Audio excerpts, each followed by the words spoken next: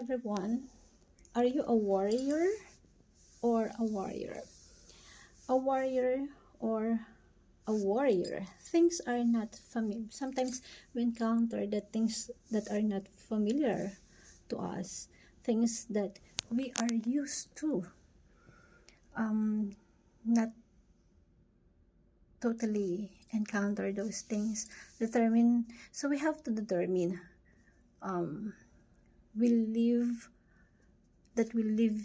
our life happily, and the proper to encounter those problems are we need to have a positive mindset that like the Bible says, that saying we need to be a warrior, and that being a warrior is just like you enjoy your life having God with you. You have the mindset that whatever happens to you, you will not worry because God is with you. The point of the Bible is saying we need to be a warrior. Kasi when you worry, it did not add hours to your life. Sayang yung panahon, sayang yung buhay, sayang yung moment. Pero kapag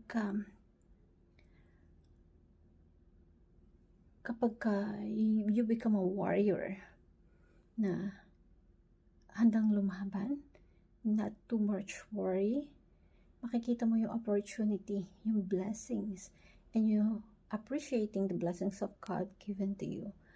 That all these things that you have is from God. So example is like nabangga ka, yung car na meron ka, nabangga ka. So instead you worry, you just pray and leave it to God, because God is the one who gave that to you. So see the positive things, or the positive that happens.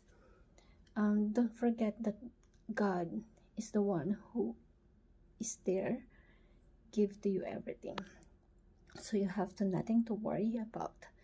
When you worry, it's a domino effect, and it will affect your health, your mental state.